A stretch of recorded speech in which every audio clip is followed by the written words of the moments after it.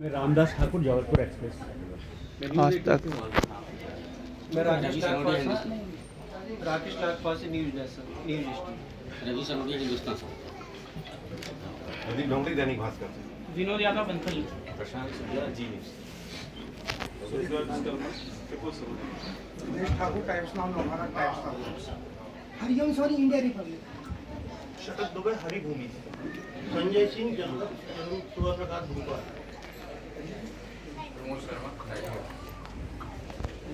संजय अग्रवाल, नई दुनिया।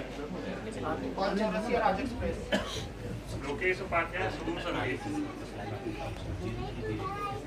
अखिलेश ठाकुर, पत्रिका अखबार। हिमांशु कौशल, संवाद कुंज। राजकुमार ठाकुर, स्वतंत्र मत। नंदन श्रीवास्तव, शांति प्रकाश भोपाल। विवेक डहरिया, मौनवाना संसद। Shamim Khan, Mahakaushal express. Ajay Thackeray, civil news. Ajay Thackeray, civil newspaper. Sanjay Baghel, Rajkot. आप भी बोलिए। संजय बघेल, राजकोट।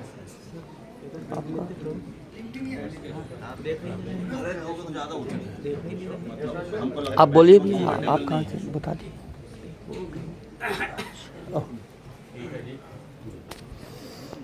आप सबका बहुत बहुत स्वागत है।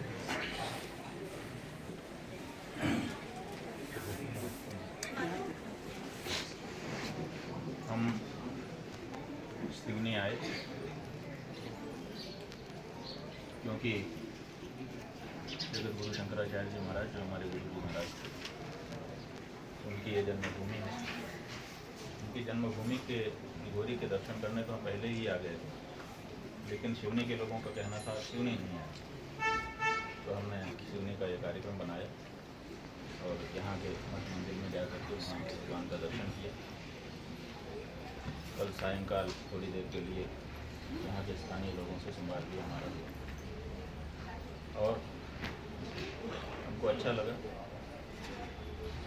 यहाँ पर हमने बुजुर्गों से सुना था कि एक संस्कृत पाठशाला थी, आजकल वो नहीं चल रही है, तो हमने ये इच्छा व्यक्त की कि यहाँ के स्थानीय लोगों का सहयोग मिले तो इस पाठशाला को फिर से आरंभ किया जाए, क्योंकि यहाँ की जो आवश्यकताएं हैं विद्वानों की, उसकी पूर्ति अगर यहीं से हो तो अच्छा होगा।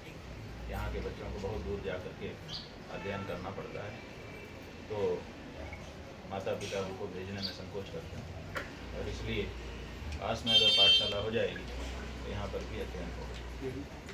इसके अतिरिक्त हमारे पीठ पंडित जी हैं, उनका कहना था यहाँ पर महाराज श्री की कीर्ति का एक स्तंभ होना चाहिए। हमको बड़ी प्रसन्नता है, कल हमको सभा में बताया गया कि यहाँ की नगर पालिका ने वह प्रस्ताव पारित कर दिया है, नक्शा भी बन गया है और आने वाले 2-3 महीनों में इसका कार्य आरंभ होने वाला है। तो ये तो हमारी बात थी। हमने पूछा था यहाँ के हमारे जो सहयोगी हैं कि कोई मुद्दा हो जिस पर प्रेस कॉन्फ्रेंस करनी, तो उन्होंने कहा यही मुद्दा है कि एक बार पत्रकारों से आपका मिलना हो जाए। तो मूल तो बात नहीं, आप सबसे मिल करके अच्छा लगा। महाराज जी, एक सवाल था जनमानस में जी, उसका मैं लोगों की तरफ से पूछना चाह रहा हूँ। नाम तो नहीं बता पाऊँगा क्योंकि हम लोगों से जो लोग पूछते हैं उनके अंदर खुद में इतना सामर्थ्य नहीं होता कि वो अपनी बातें रख पाएँ, तो हम एक पब्लिक रिप्रेजेंटेटिव फेस करते हैं। तो एक सवाल ये आ रहा था कि आप जैसे जो उच्च कोटि के साधु सन्यासी होते हैं, मतलब जिनको देख के पूरा समाज चलता है, तो आप लोग की हर विधि जो होती है शास्त्रोक्त होती है, मतलब जो चीज़ शास्त्र में है कहीं ना कहीं वो आपकी चर्या में झलकता है। तो अपने जो जगत गुरु हैं स्वामी स्वरूपानंद सरस्वती जी महाराज, जिनको सिवनी की जनता बहुत मानती है, उनका जब महाप्रयाण हुआ, जब मतलब वो नहीं रहे, उन्होंने अपने शरीर का त्याग किया, तो उसके बाद उसी उनके जो पार्थिव देह थी उसके सामने जो है घोषणा हुई। तो ऐसी कौन सी शास्त्रोक्त विधि है जहाँ किसी के पार्थिव देह को सामने रखकर उसका जो अधिकार रहता है उसकी मतलब घोषणा की जाती है? क्योंकि ऐसा माना जाता है कि गृहस्थ भी रहता है तो गृहस्थी 13 दिन इंतजार करती है। तो मतलब एक प्रश्न ये आया था उस समय, क्योंकि 1 साल पुराना था और कभी ऐसा अवसर नहीं आ पाया, और सामान्यतः बहुत कम मैं प्रेस कॉन्फ्रेंसेज में आ पाता हूँ। तो इसके पूर्व में भी जब आपने उल्लेख किया कि रजनीश सिंह जी के यहाँ कुछ पत्रकार पहुँचे थे, तो सूचना मुझे भी थी, पर मैं आ नहीं पाया। और आज सुबह भी जब मनोज भैया ने मुझे फ़ोन किया था तो मैंने कह दिया था कि मैं नहीं आऊँगा, पर फिर लोगों ने कहा भैया ये भी एक चीज़ है, हमको वो शास्त्र का उल्लेख चाहिए कि जो पूज्य महाराज जी ने अपना इच्छा पत्र दिया था वो अगर 15 दिन बाद या 2 महीने बाद भी खुलता तो वो तो बदल नहीं जाता, वो तो वही रहता जो हमारे पूज्य महाराज जी ने अपनी इच्छा व्यक्त की थी पत्र में। तो वो कौन सी शास्त्रोक्त विधि थी जिसमें अपन एक पार्थिव देह के समक्ष ऐसा करते हैं? लोग चाह रहे थे कि उसका आप वर्णन जो है समझाते हुए करते हैं। अपने पास पूरा समय है ना? जी पूरा जी, कोई गड़बड़ी तो किसी को नहीं? नहीं किसी को नहीं। ठीक है। तो ये उस बात की चर्चा कर रहे हैं। नहीं गुरु जी मैं नहीं, लोग पूछ रहे हैं, मैं ठीक केवल है। आपके बात पहुंचाऊंगा, मैं मान केवल लिया। प्रसारण करूंगा। हमने मान लिया। आपके पूरे सम्मान को ध्यान में रखते हुए मैं इस चीज को मतलब लोगों की तरफ से आपसे पूछ रहा हूँ। आपको ये जो अंदेशा है ना कि हमको बुरा लग रहा है, नहीं ऐसा आप- बिल्कुल मत मानिए। आपका सवाल है, जनता की ओर से है, आप उसको पूछ रहे हैं और हम आपके माध्यम से उसका जवाब दे करके लोगों के समाधान के लिए प्रस्तुत है। बस समाधान करो। इतनी सी बात है। लोग तो संशय में आप रहते हैं। ऐसा मत मानिए कि इससे हमको कुछ अटपटा लगेगा। सवाल तो सवाल होता है, किसी के मन में जब आ जाता है तो उसको मथने लगता है, इसलिए उसका जवाब हो जाना चाहिए, स्पष्टता हो जानी चाहिए। तो आपने अच्छा प्रश्न पूछा है और निसंकोच होकर के पूछा है, तो हमको अच्छा लगा, वही हमको इसमें खराबी है। ये पूज्यपाद ज्योतिष पीठाधीश्वर और द्वारका शारदा पीठाधीश्वर जगत गुरु शंकराचार्य ब्रह्मलीन स्वामी ब्रह्म स्वरूपानंद सरस्वती जी महाराज के ब्रह्मलीन होने पर उनके देह के समक्ष, पार्थिव देह जिसको कहते हैं, उसके समक्ष ही जो उनके दोनों उत्तराधिकारियों की घोषणा हुई, उसी के संदर्भ में ये प्रश्न है जी कि कुछ रुका जा सकता था, रुक करके करना चाहिए था, ऐसा आम लोगों का मानना है। क्यों नहीं रुके, उसी समय क्यों कर दिया, ये यही प्रश्न है ना। हमने ठीक समझा है आपके प्रश्न को और कह रहे हैं कि उसमें शास्त्र क्या है, विशेष करके शास्त्र पर जोर दिया जा रहा है, क्योंकि जो आचार्यों का आचरण है वही लोगों के लिए उदाहरण बनता है।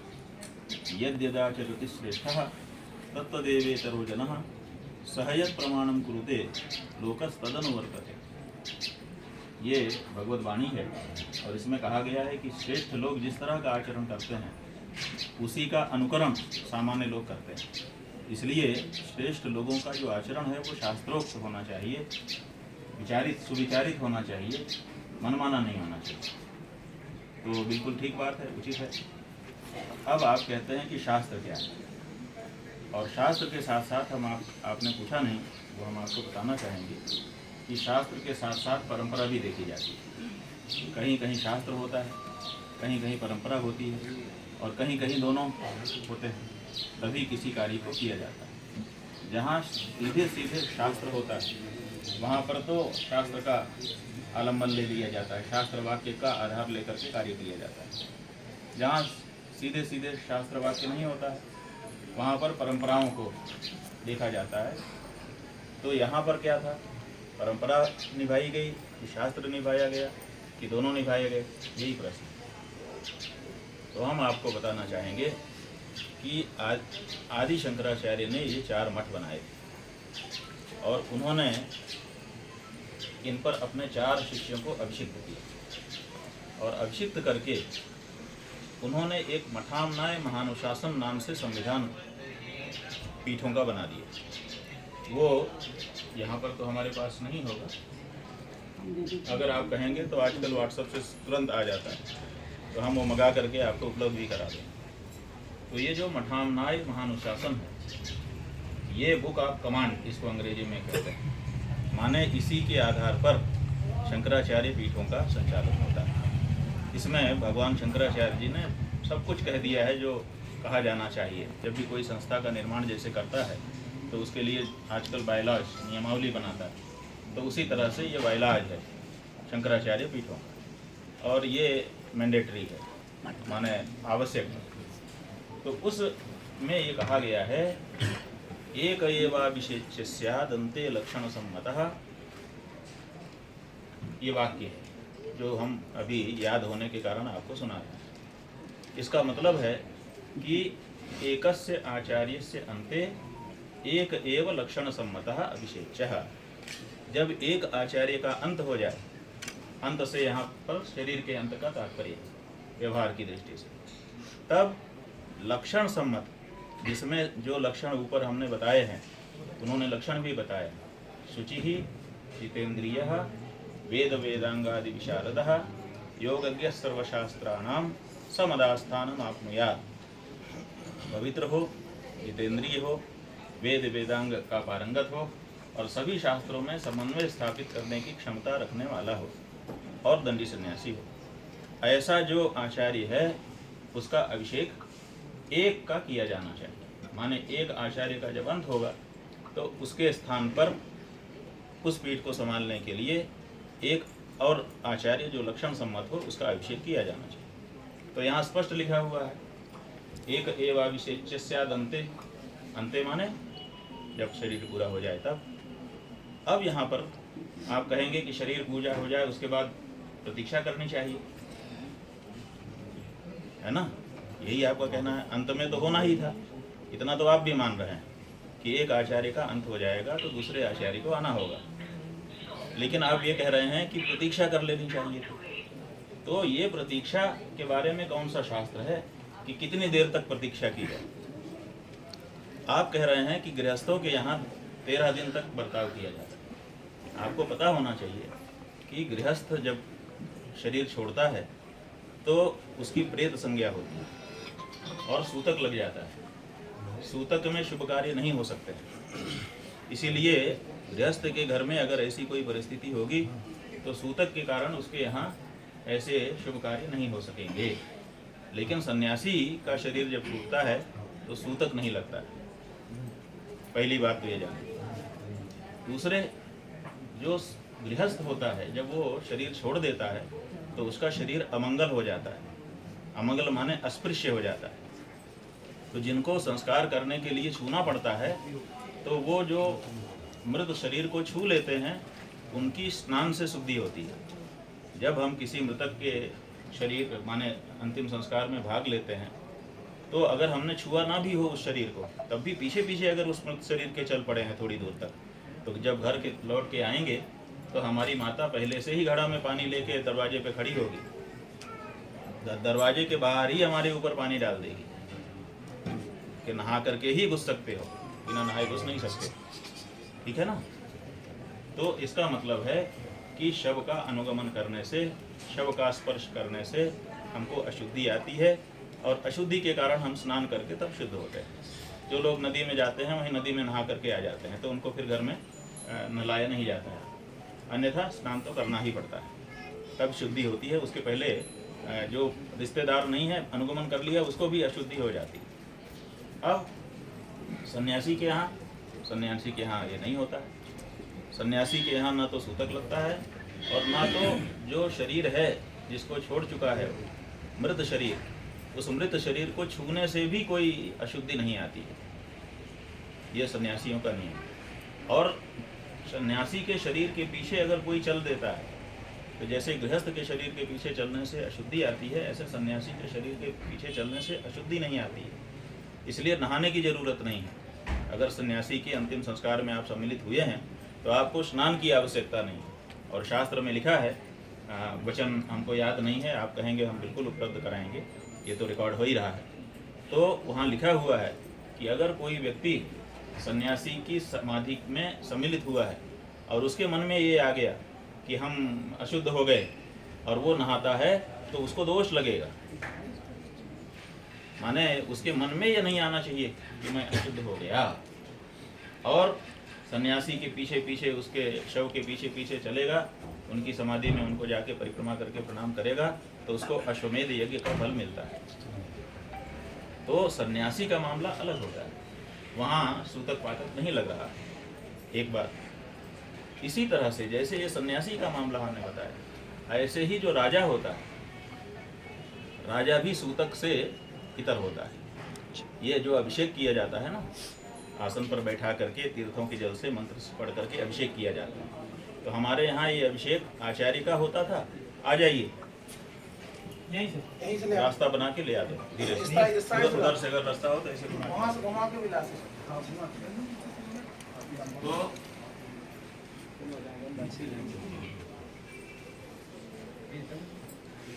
जो मूर्धाभिषेक होता है, उस अभिषेक का परिणाम क्या है? वो अभिषेक क्यों होता है?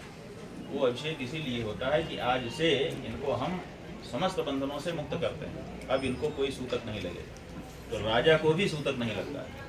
राजा के पिता भी गुजर जाएं तो राजा को सूतक नहीं लगेगा। राजा की माता भी गुजर जाए तो राजा होने के कारण, क्योंकि उसका अभिषेक हो चुका है, तो राजा जो है वो सूतक से दूर होता है, इसलिए उसको भी सूतक नहीं लगता है। इसीलिए जब राजा का शरीर छूट जाता है तो हमारे शास्त्र के अनुसार आसन दो, हमने कहा था 2 आसन रखो,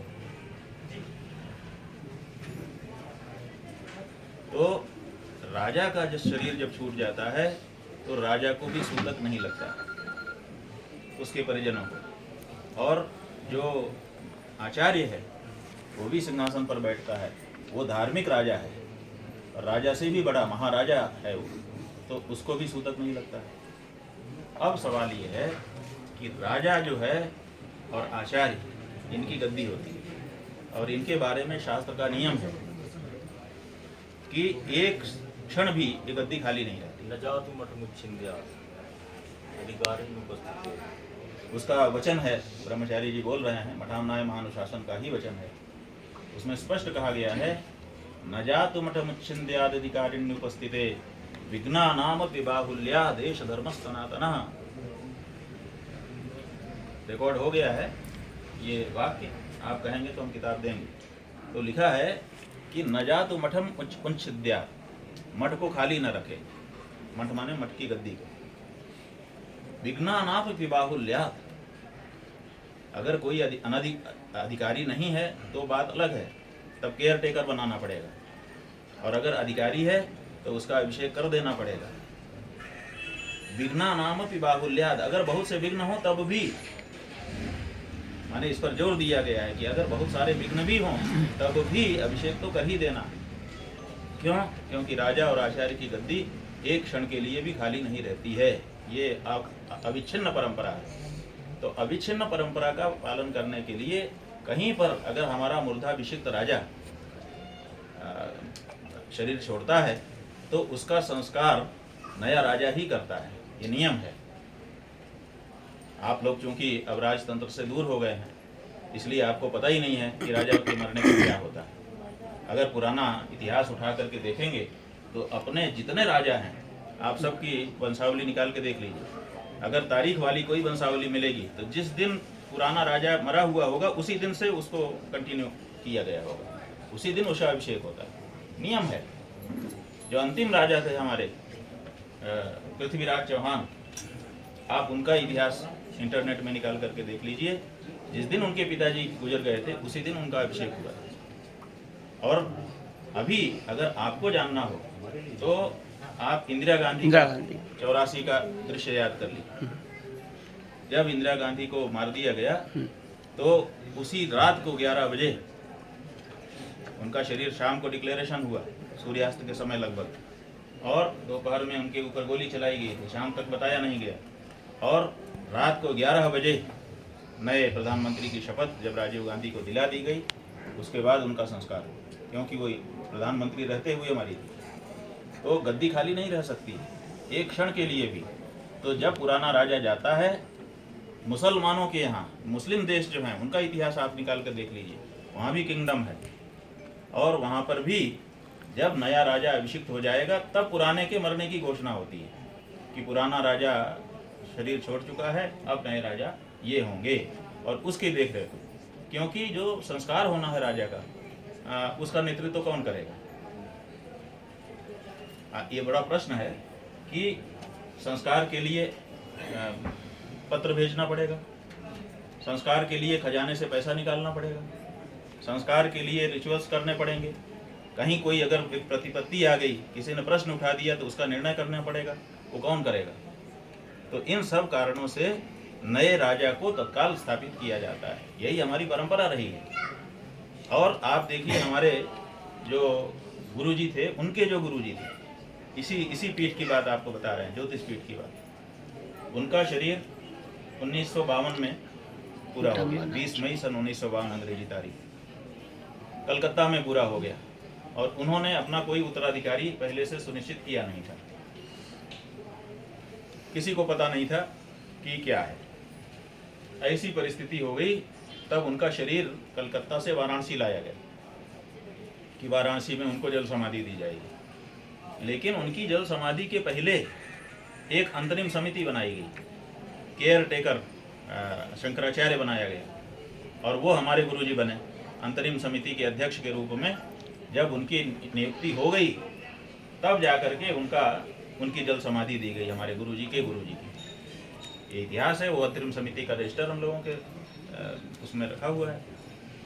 तब एक एक निर्णय हुआ, जब वो नया केयर टेकर ही सही नया शंकराचार्य बन गया, तब उसने निर्देश दिए कि ये किया जाए, ये किया जाए, ये किया जाए, तब उसका लोगों ने माना और तदनुसार कार्य। तो ये अपने यहाँ की शास्त्र मर्यादा भी है, परंपरा भी है और सुस्थापित परंपरा है। ये वही लोग प्रश्न उठा सकते हैं जिनको राज परंपरा का, आचार्य परंपरा का तनिक भी ज्ञान नहीं है, और जो समझते हैं कि ये जैसे हमारे गृहस्थों के घर में मृत्यु होती है तो हमारे शोक हो जाता है, हमारे सूतक लग जाता है, वैसा ही वहाँ हुआ होगा। तो ऐसा सोचने के कारण ही इस तरह का प्रश्न लोगों के मन में उठता है। और अगर आप इस पे और जानना चाहेंगे तो हम 25 प्रमाण 25 राजाओं के ला करके आपको उपलब्ध कराएंगे, और आचार्यों के भी, कि जिस दिन जब श्रृंगेरी के जो इस समय आचार्य हैं, जिस दिन श्रृंगेरी के शंकराचार्य जी महाराज का शरीर पूरा हुआ था, उसी दिन वो आचार्य हो गए, और आचार्य होकर के ही उन्होंने समाधि करवाई। ये सर्वत्र हमारी आचार्य परंपरा का सर्वत्र का यही नियम है। जहाँ पर कोई उपलब्ध नहीं होता है, जैसे ब्रह्मानंद सरस्वती जी महाराज के बारे में हमने बताया कि उनका कोई उत्तराधिकारी उपलब्ध नहीं था, तो अंतरिम समिति बना करके उसका अध्यक्ष महाराज जी को बनाया गया, फिर उनके निर्देश में हुआ। बाद में लोगों ने बताया कि ये वसीयत उन्होंने की हुई है, फिर उसको बुलवाया गया, बुलवा करके खोला गया। तो चूंकि वसीयत किसी के संज्ञान में नहीं थी, बाद में वो संज्ञान में आई 5वें 6वें दिन, तब जा करके उस पर क्रियान्वयन किया गया, एक व्यक्ति नियुक्त किया गया, फिर वो रजिस्ट्रार के यहाँ गया, वो सील बंद लिफाफे में रजिस्ट्रार के यहाँ रखी हुई थी गोपनीय रूप से, फिर उसको लाया गया, जो लाने वाला था वो खोल नहीं सकता था, फिर सभा बुलाई गई, सभा सब लोग इकट्ठे आ नहीं सकते हैं, तो सबको सूचना दी गई, सूचना देने पर सब लोग इकट्ठा हुए अमुक तारीख को अमुक समय पर, तब जा करके सबके बीच में वसीयत खोली गई। तो इसलिए वहाँ पर विलम्ब लगा, अन्यथा विलम्ब नहीं हो सकता। स्वामी जी समझ रहे हैं ना? शंकराचार्य जी, तो आपको समाधान है जी, हम तो ये है कहा उसको शंकराचार्य जी, आज चारों ओर सनातन धर्म पर हमला हो रहा है। रुको भैया, पहले इस बात पे हो जाते। तो ये जो कुछ हुआ है, ये जो अभिषेक हुआ है जगत गुरु शंकराचार्य जी महाराज के ब्रह्मलीन होने पर, उनके शरीर के सामने, एक तो ये शास्त्र के अनुसार पूरी तरह से, दूसरे ये परंपरा के अनुसार, और तीसरे ये ब्रह्मलीन जगत गुरु जी महाराज की इच्छा के अनुसार। यहाँ पर उनके इच्छा पत्र उन्होंने जिनके पास रखा था, अपने निजी सचिव ब्रह्मचारी सुबोधानंद जी के पास, वो स्वयं भी आए हुए हैं, उनको यहाँ आना चाहिए था, नहीं आए हैं, अंदर हैं। मंच से बताया था। तो उन्होंने उनको गुरुजी ने आदेश किया था कि मेरा शरीर पूरा होने पर मेरे शरीर के सामने ही अभिषेक तुम कर देना और ये सार्वजनिक कर देना। तो जैसा उनका आदेश था उसके आधार पर उन्होंने किया। तो शास्त्र के अनुसार, परंपरा के अनुसार और ब्रह्मीभूत शंकराचार्य जी महाराज की इच्छा और आदेश के अनुसार ये कार्य हुआ है, इसलिए इसमें किसी प्रकार की शंका किसी को नहीं करनी चाहिए। और अगर आवश्यकता होगी तो बहुत सारे प्रमाण इसके बारे में उपलब्ध हैं। शंकराचार्य जी, ये पूछना आपने धर्म में राजनीति या राजनीति में धर्म किसे उचित? देखिए, धर्म में राजनीति हो सकती है, राजनीति में धर्म हो सकता है। हमारे अंदर आप हो, आपके अंदर हम हैं, लेकिन व्यवहार में नहीं है। व्यवहार तो अलग अलग आपका चलेगा, हमारा चलेगा। तो उसी तरह से धर्म धर्म है, राजनीति राजनीति है।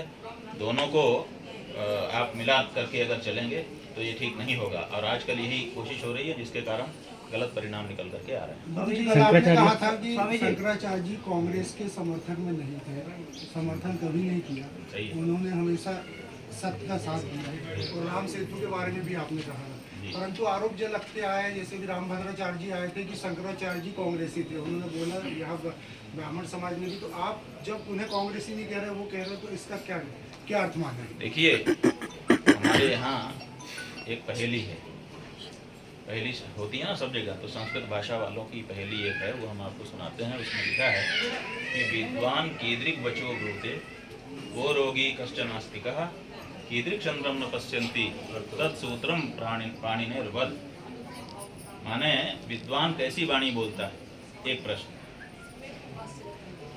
और दूसरे भी प्रश्न है, यहाँ इसी का प्रसंग है इसलिए बताते हैं। तो उसका उत्तर बताया गया है अर्थवत, माने अर्थवान बात बोलनी चाहिए, सार्थक बात बोलनी चाहिए। जो सार्थक बात बोलता है, विचार करके बोलता है, उसी का नाम विद्वान होता है। कुछ भी जो बोल दे, कुछ भी बोल दे का मतलब ये है खुद ही बोले और 2 दिन के बाद खुद ही उसमें सुधार करना पड़े। तो अगर हम बोलें कुछ और 2 दिन के बाद हमको लीपा पोती करके उसका सुधार करना पड़े, इसका मतलब कि हमने बोलते समय प्रमाद किया, विचार करके हमने नहीं बोला। तो जो रामभद्राचार्य जी महाराज के बारे में आप बात कह रहे हैं, उन्होंने जो बात कही 2 दिन के बाद उसका समाधान कर, उन्होंने परिवर्तन कर दिया कि नहीं अपनी बात, तो इसका मतलब है कि उन्होंने विचार करके नहीं बोला था। अगर विचार करके बोले होते तो अपनी बात पे खम ठोक करके खड़े रहते कि नहीं, मैंने जो कहा है बिल्कुल सही कहा है, मैं उसके लिए प्रमाण दूंगा। लेकिन जब लोगों ने आपत्ति की तो ये नहीं कह पाए वो, और फिर उन्होंने कहा कि नहीं, लिपापोती की, कुछ अच्छी बातें इधर उधर की बातें कह करके उसको समाप्त किया। ये तो आप इसके प्रत्यक्षदर्शी हैं जी। तो विद्वान वो व्यक्ति होता है जो बात उसके मुंह से निकले पहले से उसको कसौटी पे कस ले ताकि वो कभी कटे ना, और जिसकी बात नहीं कटती है वही अच्छा विद्वान माना जाता है। वही वकील अच्छा है जो दावा बनाए तो कभी कटे ना, सुप्रीम कोर्ट तक चला जाए ना कटे नहीं। अब आपने कुछ भी लिख दिया, थोड़ी देर में ही कट जा रहा है, एक आदमी आके काट दे रहा है आपकी बात, तो ये ठीक नहीं। हमने तो जो हमने कहा कल, आपने कहा है कि अगर किसी को इस बारे में डिस्कशन करना हो तो लिखित करना पड़ेगा। हम प्रमाण के साथ बता देंगे कि हमारे गुरुजी ने कभी पार्टी लाइन पर चल करके कोई कार्य नहीं किया, सनातन धर्म की दृष्टि से जो कार्य किया सो किया, और हम उसके लिए फिर से रिकॉर्ड कर रहे हैं आपके सामने। शंकराचार्य ऐसे जो बात बोले दृढ़ता से बोले। अगर उन्होंने कहा कि वो नरेंद्र मोदी को गरियाते रहते थे तो उनको सिद्ध करना पड़ेगा कि उन्होंने कब दी, कौन सी गाली दी, क्या बता सकते हैं आप? हमारे गुरुजी ने तो किसी को गाली नहीं दी, तो नरेंद्र मोदी को देना तो दूर की बात है। उन्होंने कहा कि वो कांग्रेसी थे, तो कांग्रेसी होने के लिए कांग्रेस की सदस्यता उन्होंने कब ली थी, उन्होंने कांग्रेस की नीतियों पर कब अपने आप को चलाया, ये तो सिद्ध करना चाहिए था ना। तो उन्होंने कुछ सिद्ध नहीं किया। इसी से पता चल गया कि उन्होंने विचार करके नहीं कहा था, सहज में निकल गया उनके मुँह से, और बाद में उन्होंने समझा कि हमसे सही नहीं निकला, लीपापोती कर ली। अपने लोगों ने भी छोड़ दिया कि भाई एक बुजुर्ग व्यक्ति हैं, काहे को इनको सताएं, अन्यथा हम लोग खड़े हो जाते तब तो क्या होता। आज खड़े हो जाएं तो क्या होगा, लेकिन क्या अच्छा लगेगा कि एक बुजुर्ग महात्मा को हम लोग खड़े हो जाएं, तो उनको आखिर उनको तो इस पे नीचा देखना ही पड़ेगा। वो भी जानते हैं इस बात को कि जो उन्होंने कह दिया उसको सिद्ध नहीं कर सकेंगे, तो हम इसीलिए हम लोग नहीं कर रहे हैं। उनकी उम्र का सम्मान करते हुए हम लोग इस बात को ज़्यादा नहीं उठा रहे हैं। सम्मान सबका अपना अपना होता है, वो बना रहना चाहिए। हम किसी का सम्मान गिराने की चेष्टा नहीं करेंगे, लेकिन अगर वो खड़े होंगे तो फिर तो सिद्ध करना पड़ेगा। उन्होंने कहा, लोगों ने उस पर विरोध किया, तुरंत वो पलट गए, फिर उन्होंने जयकारा भी लगा दिया, फिर उन्होंने कह दिया मेरे बड़े भाई थे, ये थे, बस बात खत्म हो गई। शंकराचार्य जी सनातन पर जो हमला हो रहा था उनसे, उस पर क्या कहना चाहेंगे? होड़ सी लगी हुई समय। देखिए, हमला किस पे होता है? हमला उस पे होता है जो लोगों को चुभता है और जो मजबूत होता है। तो सनातन जो है मजबूत है, इसीलिए इसका सामना कर पाना लोगों के लिए मुश्किल हो रहा है। इसीलिए तरह तरह के षड्यंत्र हिंदू ही कर रहे से हैं, होते रहते हैं। हिंदू ही कर रहे हैं। दुख की बात है। हिंदू कैसे करेगा? वो तो ऐसा है कि अब हिंदू भी तो कई तरह के हो गए जी। एक राजनीतिक हिंदू हैं, है ना, राजनीति बनाने में काम बनाने के लिए। देखिए नहीं जी, एक नेता ने अपने पिता को ही सार्वजनिक रूप से अपमानित कर दिया था। यही राजनीति तो है, अपनी बहुत दूर थोड़ी बात गई है। तो राजनीति करने वाले जो लोग हैं, जो राजनीति को महत्व देते हैं, उनके आचरण उनके ढंग के होते हैं, उस पर अपने लोग ज़्यादा नहीं कहते। स्वामी जी तो जो ये सनातन के ऊपर बात कही गई है, ये राजनीति की दृष्टि से कही गई है। तो इनका विरोध नहीं करना चाहिए अपना? हाँ? इनका विरोध नहीं करना चाहिए। विरोध करने से तो बढ़ेंगे। उन्होंने वक्तव्य क्यों दिया है? ये जो रामभद्राचार्य जी ने वक्तव्य दिया ना, ये यूं ही दे दिया लापरवाही में, लेकिन उन्होंने सोच समझ के दिया, क्योंकि जितना विरोध करोगे उतना ही बढ़ेंगे। उदय निधि मारन को कोई नहीं जानता था। रामभद्राचार्य जी ने अपनी बातों पर जैसे ही उन्होंने कहा बोलिए सनातन धर्म डेंगू है, ये है, वो है, पूरा देश जान गया, तो उनका फायदा हुआ कि नुकसान हुआ? तो ऐसे लोगों की बात की उपेक्षा कर देनी चाहिए। विरोध करने से वो बढ़ जाते हैं, और बढ़ करके देखिए, मायावती ने गांधी जी को शैतान की औलाद कह दिया था, और आप लोगों ने खूब फैलाया, चारों तरफ से विरोध हुआ। परिणाम ये हुआ कि वो मुख्यमंत्री बन गई उत्तर प्रदेश। नहीं समझे आप? तो इसलिए ऐसी बातों की उपेक्षा करने से काम बनता है, विरोध करने से उनकी बढ़ोतरी हो जाती है। स्वामी जी महान माय क्या समझते हैं सनातन के बारे में?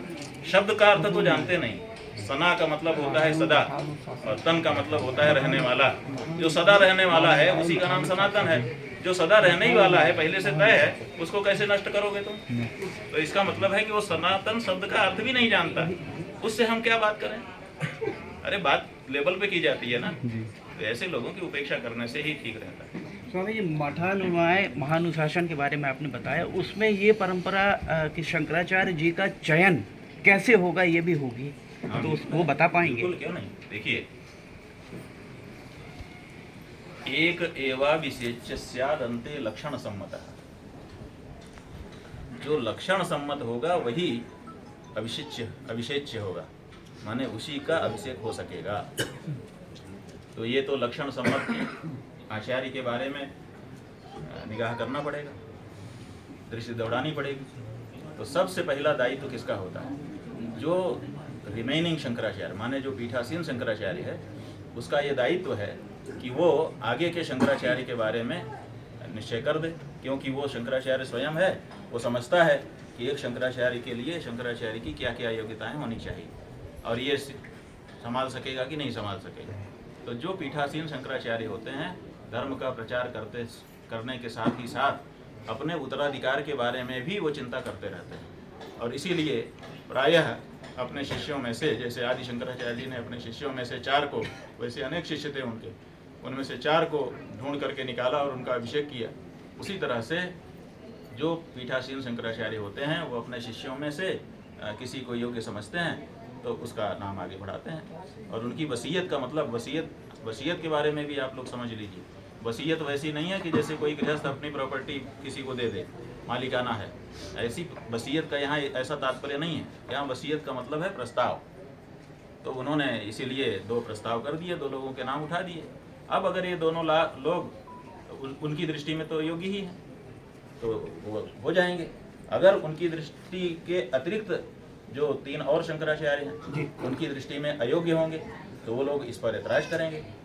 3 शंकराचार्य बचते हैं एक पीठ के बारे में, तो तीनों का अगर ऐतराज होगा तो फिर सनातन धर्म के दूसरे लोग भी विचार करेंगे। और 3 में से अगर बहुमत विरोध कर रहा है, माने 2 कह रहे हैं कि गलत है, तब भी विचार हो जाएगा।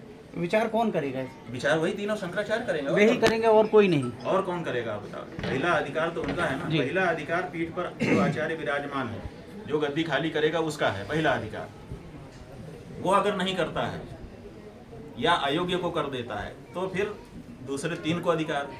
अब वो 3 भी अगर अपना दायित्व नहीं निभाते हैं, तो फिर समाज के लोगों का अधिकार है। जो विद्वान हैं, जो परंपरा से जुड़े हैं, उन्हीं का तो अधिकार होगा। ईसाई मुसलमान आके तो शंकराचार्य बनाएगा नहीं, जानता भी नहीं है, समझता भी नहीं है। तो जो हमारे सनातन धर्म के शंकराचार्य परंपरा के अद्वैत फिलॉसफी के विद्वान हैं, वो आकर के इसमें अपनी वो करेंगे। तो पीठ परिषद बनी हुई है, सब जगह पर पीठ के विद्वानों का संगठन है, तो वो सब विद्वान लोगों के विचार करते हैं। तो यहाँ पर क्या हुआ? यहाँ पर जो पीठाचार्य थे, उन्होंने कहा कि ये दोनों योग्य हैं, इसलिए इनका नाम मैं प्रस्तावित करता हूँ बस इच्छा पत्र के माध्यम से। उसके बाद 3 पीठ जो बचते थे, उनमें से 2 पीठ के लोगों ने समर्थन कर दिया, तो निर्णय हो गया। जब सुप्रीम कोर्ट में मुकदमा जाता है, तो वहाँ पर 3 जज 5 जज बैठते हैं, 7 जज बैठते हैं, 9 जज बैठते हैं। संविधान पीठ जब बैठती है, तो उसमें से बहुमत जो होता है वही फैसला मान्य हो जाता है। विरुद्ध फैसले भी आते हैं लेकिन वो रिजेक्ट कर दिए जाते हैं। जैसे 9 जज हैं और 5 ने अगर मान लिया और 4 विरोध कर रहे हैं तो 4 का नहीं सुना जाता है, तो बहुमत के अनुसार फैसला हो जाता है। वही हमारे यहाँ प्रक्रिया है कि 3 शंकराचार्य हैं, 3 में से बहुमत जिधर हो जाएगा वो मान लिया जाता है। अच्छा, तो वो यहाँ पर हुआ है। गुरुजी, अभी बिहार में जाति सर्वे के आंकड़े आए हैं, उसके बाद लगातार हर राज्यों में मांग हो रही है जाति आधारित जनगणना की। आप क्या सोचते हैं जाति को लेकर? देखिए, बात यह है कि एक तरफ तो हमारे देश का संविधान कहता है कि भेदभाव हटाओ। हम शंकराचार्यों की उपेक्षा किस कारण से हो रही है? देखिए, शंकराचार्य तो धर्म के सम्राट हैं ना, लेकिन धर्म सम्राट का कोई प्रोटोकॉल आज नहीं मिल रहा है हमारे देश में।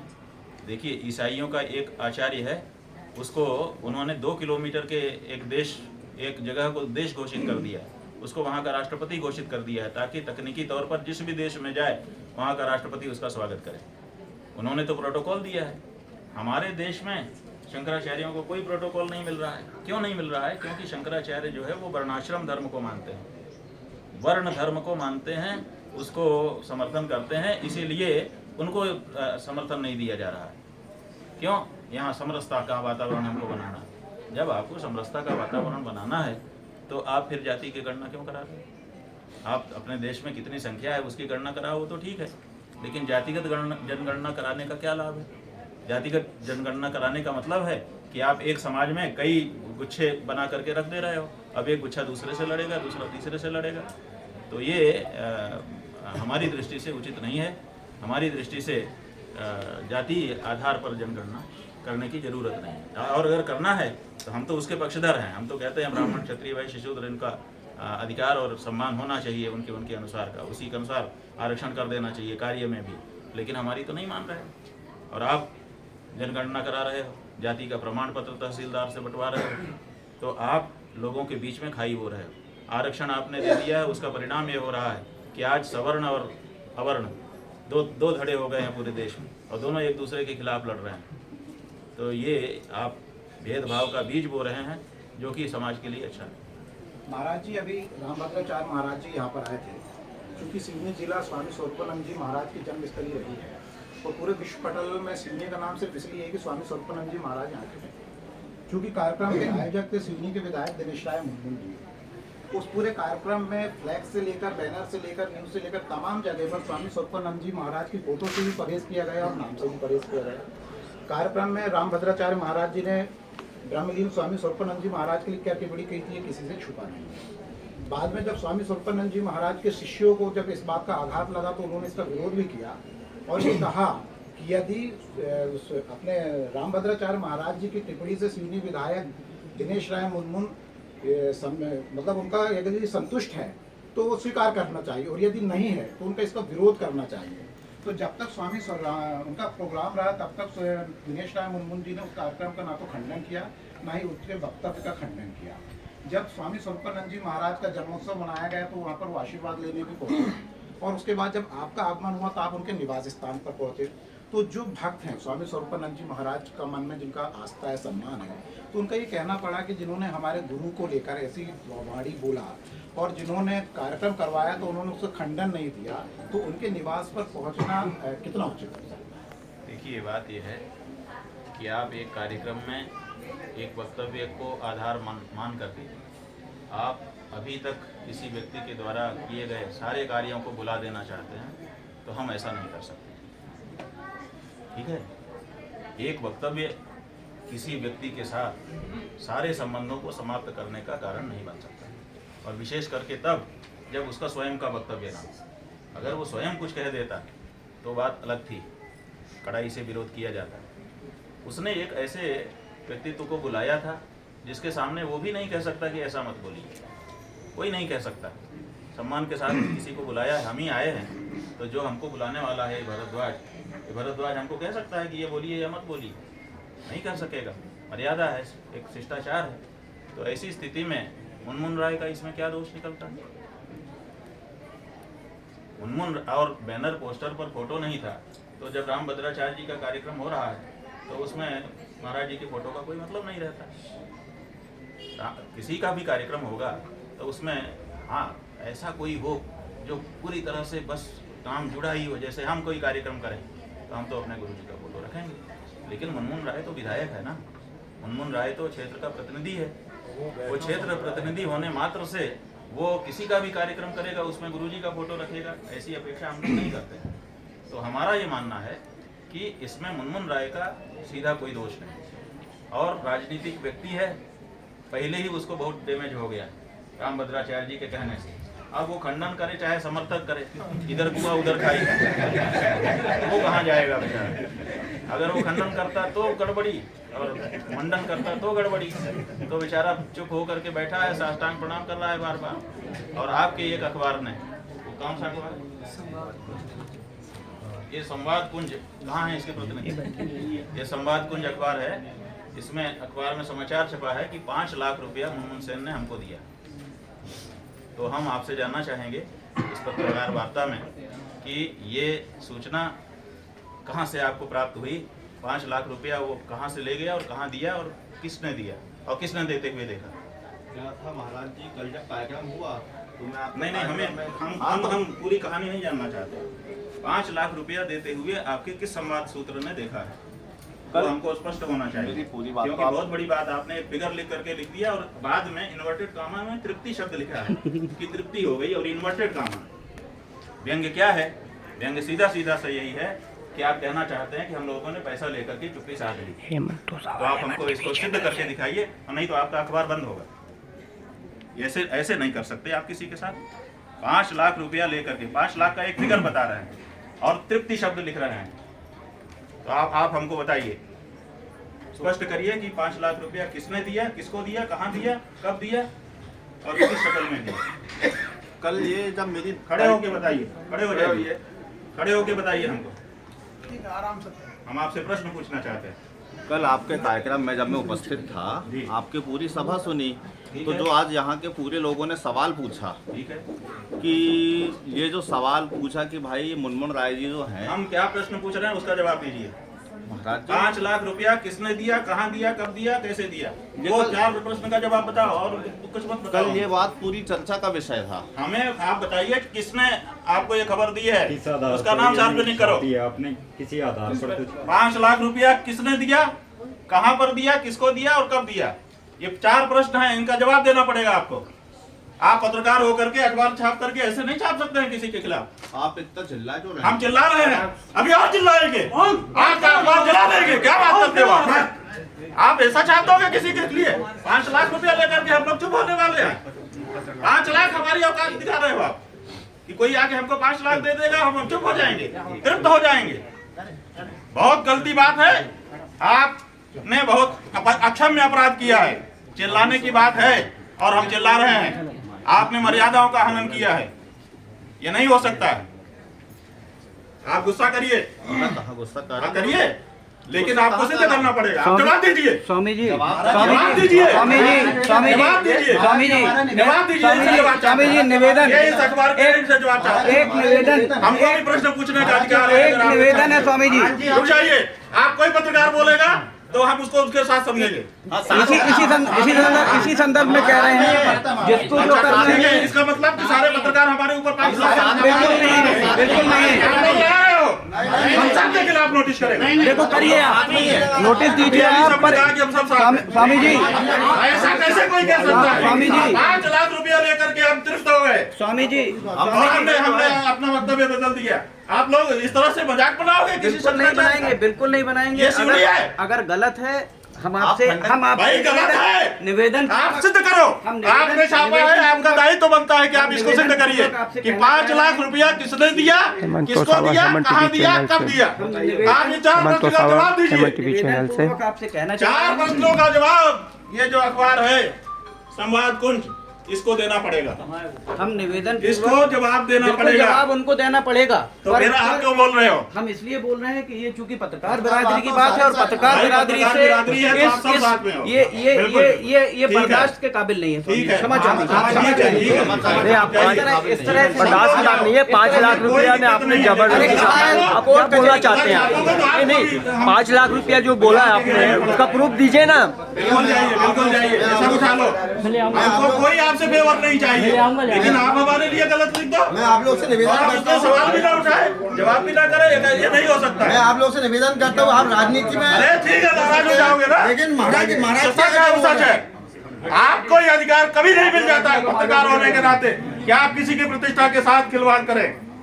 पादुका पूजन का और अगर ऐसा मिलता है तो आप बताइए।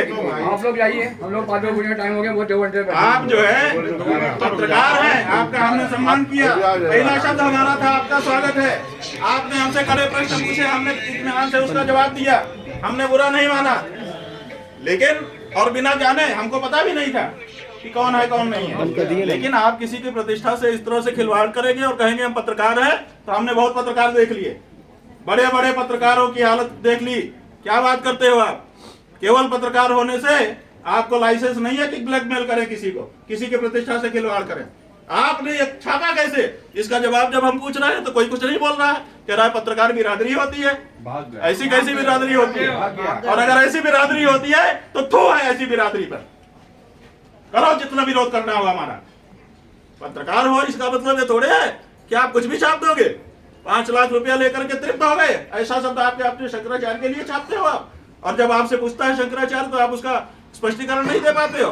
कहां से पता चला कि 5 लाख रुपया किसने दिया, कहां दिया, कब दिया? बताओ ना। ये बहुत गलत बात है भैया। पत्रकार बंधु, आपकी प्रतिष्ठा इसी में है कि आप सच छापे, आप आईना हो, आप पक्ष नहीं हो, आप किसी का विरोध नहीं कर सकते, आप किसी का समर्थन नहीं कर सकते, आप आईने की तरह जो है उसी को दिखाओ, तब तो आप पत्रकार हो। और अगर आप पक्ष विपक्ष लेते हो तो आप पत्रकार नहीं हो, आप कुछ और हो। इसलिए पत्रकार होने का पहले संकल्प करना पड़ता है कि मैं पत्रकार हूं, मैं आईने की तरह रहूंगा, जो सच होगा वो दिखा दूंगा, उसमें भी विचार करूंगा कि समाज में कोई विक्षोभ ना उत्पन्न हो जाए, उतना विचार करते हुए मैं सच को दिखाऊंगा। ये आपका कर्तव्य है, तो आपको अपने कर्तव्य पर रहना होगा, तभी आपका सम्मान कोई भी कर सकेगा, हम भी कर सकेंगे। और अगर इस तरह की लाइन कोई छापेगा और अगर हम उससे पूछेंगे तो वो कहेगा कि मैं बहिष्कार करता हूं, और कोई अगर खड़ा होकर के कहेगा कि मैं पत्रकार बिरादरी का हूं, तो भैया आपकी बिरादरी, अगर एक मछली तालाब को गंदा कर देती है, एक अगर ऐसा व्यक्ति आपके बिरादरी में है तो पूरी बिरादरी आप लोगों को सुनना पड़ गया। देखिए क्यों सुनना पड़ गया, बिकॉज ऑफ ही, उनके कारण। तो इसलिए ऐसे लोगों को आप बिरादरी में मत शामिल करिए, आपकी बिरादरी की प्रतिष्ठा तभी बची रहेगी। और जवाब सवाल तो सबसे होता है, आप हमसे करेंगे और जरूरत पड़ी तो हम भी आपसे करेंगे। आप इससे बाहर नहीं हो। पत्रकार होने के नाते आपको कोई लाइसेंस नहीं मिला हुआ है ऐसा कि आप किसी के बारे में गलत खबर छाप दें। और इनको तो हम नोटिस देंगे ही, ये तो अखबार बंद होगा ही, ऐसा नहीं है। और बड़े बड़े ये जो बड़े बड़े संस्थान बैठे हैं ना, इनके खिलाफ भी अगर जरूरत पड़ी तो करेंगे, और इनके ऊपर भी कार्रवाई होती है, ऐसा नहीं है कि नहीं होती है। कोई ये ना समझे कि हमारा कुछ कोई नहीं कर सकता है। आप ऐसी खबर छापेंगे, कुछ पढ़िए तो आप लोगों ने पढ़ा नहीं है। लिखा है कि 5 लाख रुपया मनमोहन सेन ने दे दिया तो ये तृप्त हो गए, और तृप्त शब्द को इन्वर्टेड कामा में लिखा है। ये कैसे स्वीकार किया जा सकता है? तो हम इनके खिलाफ कार्रवाई करवाएंगे और नोटिस देंगे और इनका अखबार बंद होगा, इसमें कोई वो नहीं। भाई ठीक है, तो गुस्सा हमारा जायज है। गुस्सा किसके लिए है? गुस्सा उसके लिए नहीं है जो सच्चा है, गुस्सा उसके लिए है जो झूठा है और जो झूठे के साथ बिरादरी के नाम पे खड़ा है। उन दोनों के लिए हमारा गुस्सा है, और आपके किसी पे लगा ही नहीं गुस्सा। क्यों नहीं लगा? क्योंकि आप उस तरह के नहीं। हिंदू धर्म के प्रतिनिधि हैं भाई, संदेश तो सब है।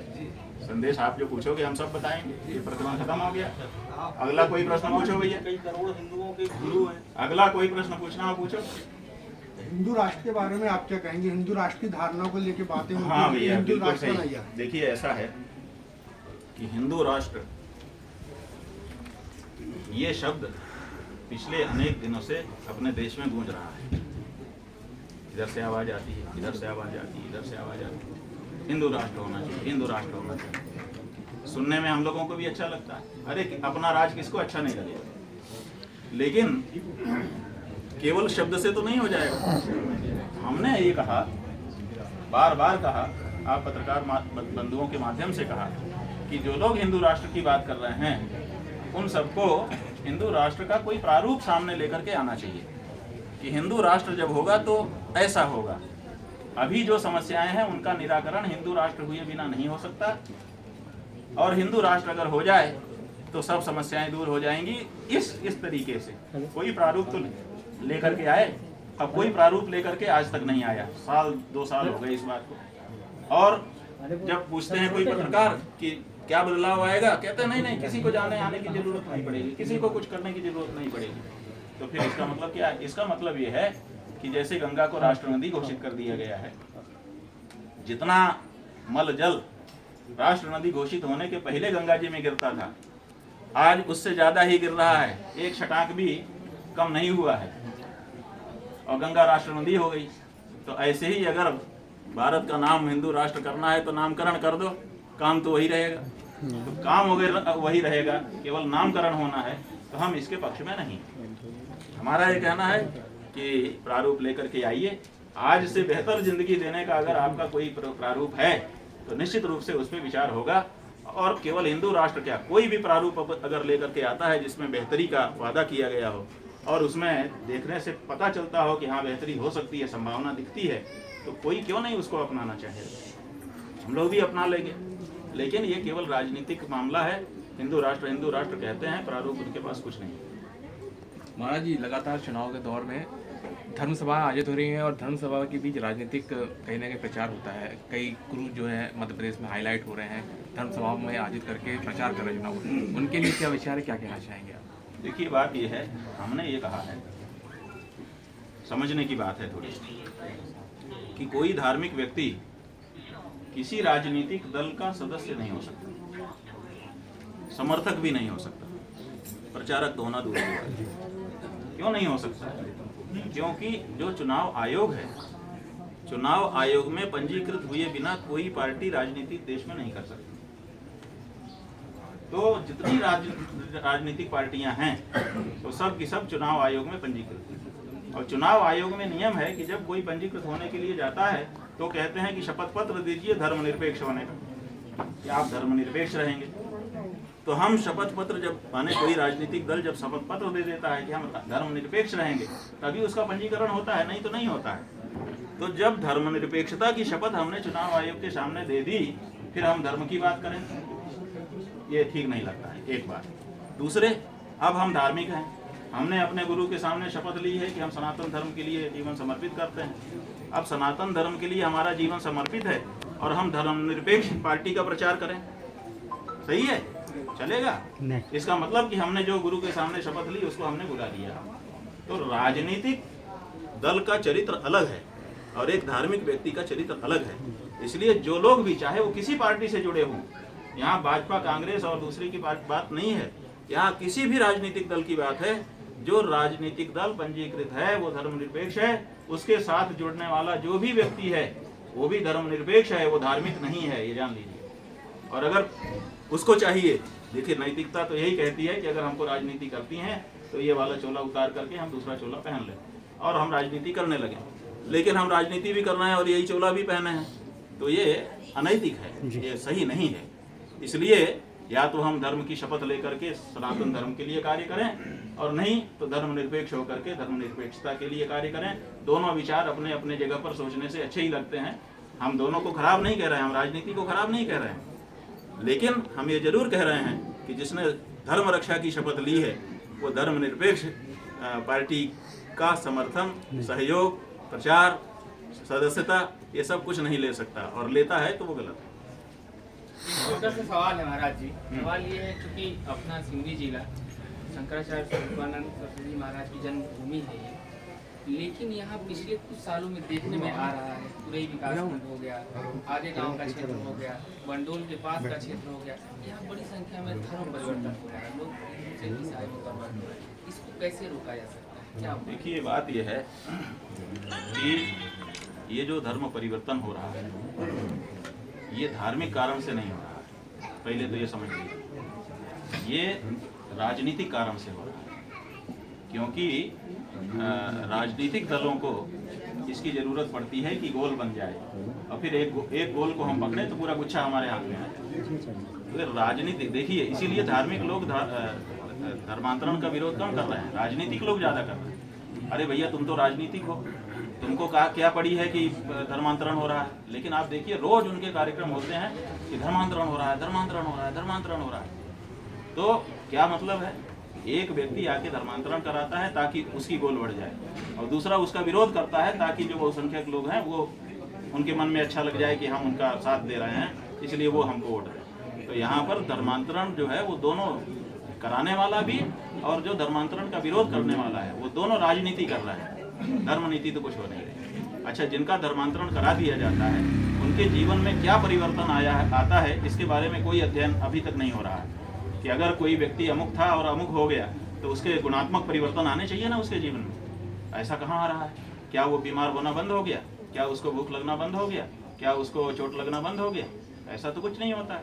तो ऐसी परिस्थिति में धर्मांतरण का जो उद्देश्य है वो कहीं दिखता ही नहीं है धार्मिक दृष्टि से। राजनीतिक मामला है। तो अब राजनीति के लोग ज़्यादा सक्रिय हैं। आप समझिए कि बूथ बूथ तक, घर घर तक उनकी बैठ हो गई, और हम धर्माचार्य, हमारी बैठ उतनी नहीं है क्योंकि हमने संगठन अब ऐसा खड़ा नहीं किया है। तो हम जब आए तो आप लोग कुछ मिले, थोड़ा बहुत जो अखबार और ये चैनल कुछ थोड़ा बहुत देखेंगे, उतना ही से बात खत्म हो जाएगी। और वो घर घर घुसे हुए हैं, तो वो कारगर ज़्यादा हो रहे हैं, हम थोड़ा सा पीछे हो जा रहे हैं। तो इसी के लिए हमको और ज़्यादा परिश्रम की आवश्यकता है, ऐसा हम महसूस करते हैं। देखिए, कोई भी भूत प्रेत तभी तक रहता है जब तक कमरे में अंधेरा रहता है। दिया जल जाए ना तो बड़े से बड़ा भूत भाग जाता है। तो दिया जलने की ज़रूरत है। अगर यहाँ सही धर्माचार्य, असली वाले बने बनाए धर्माचार्य नहीं, अगर वो आना जाना शुरू कर दें तो ये सब समस्या समाप्त हो जाएगी। उनकी कमी है, सच्चे धर्माचार्यों की कमी हो गई है, और वो पूरा कवर नहीं कर पा रहे हैं क्षेत्र, सब जगह जा नहीं पा रहे हैं। इसीलिए जो नकली लोग हैं वो अपना कुछ का कुछ कर रहे हैं, यही इसमें कारण। गुरुजी 56 मिनट हो गया। हेमंत तो साहब हेमंत की महाराज जी जो भी आते हैं कहते हैं कि ये अच्छा व्यक्ति है, इन्हें मैं इस रूप में देखना चाहता हूँ, मैं मंत्री के रूप में देखना चाहता हूँ। आपके नजरिए में सब चीज नहीं, आप देखिए, अगर ऐसा कोई व्यक्ति कहता है तो ये उसके स्वरूप के अनुरूप है क्या? एक मुख्यमंत्री नहीं कह सकता कि मैं इनको मंत्री बनाऊंगा। जब मौका आता है तब वो फिर बना करके घोषणा करता है कि मैं इनको बना रहा हूँ, ऐसा घोषणा कर दे तो बना नहीं पाएगा। तो ऐसी परिस्थिति में जब एक राजनीतिक स्वयं नहीं, प्रधानमंत्री जो बन जाता है उसका अधिकार होता है कि वो किसको मंत्री बनाए किसको ना बनाए। उसका एकमात्र तनहा अधिकार है अपनी टीम गठित करने का। उसमें कोई राष्ट्रपति, पार्टी का अध्यक्ष भी हस्तक्षेप नहीं कर सकता, प्रस्ताव ही दे सकता है कि भैया इनको ले लेना, हमारी इच्छा है। लेकिन प्रधानमंत्री जो बन गया, मुख्यमंत्री जो बन गया, वो अपने मंत्रिमंडल को गठन करने के लिए पूर्णतया स्वतंत्र होता है। और वो जब गठन कर लेता है तो अंतिम दिन घोषणा करता है जब शपथ लेनी होती है, उसके पहले नहीं करता है, धीरे से बुला के लोगों को बैठाया रहता है। क्यों? क्योंकि पहले कह देगा तो मामला दूसरा हो जाएगा।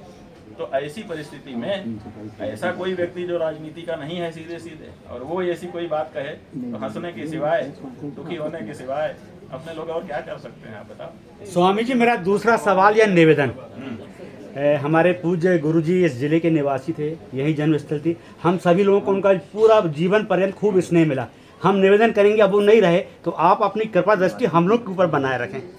देखिए, बहुत हृदय को छू लेने वाली बात आपने कही है, और पहले से ही हमारे मन में ये बात है। शिवनी हमने कल कह दिया कि जैसे राम भक्तों की अयोध्या, जैसे कृष्ण भक्तों की मथुरा वृंदावन, वैसे हमारे लिए शिवनी है। तो शिवनी में तो हमको आना ही आना है जी, और निरंतर आना है जी। आप लोग जब बुलाएंगे हम समय निकाल के आएंगे, ऐसी क्या बात। आपका आशीर्वाद इसने हम लोग को भरना पड़ रहा है, और लड़ेंगे, और ऐसे जो लोग हैं उनको भी हम सबक सिखाएंगे।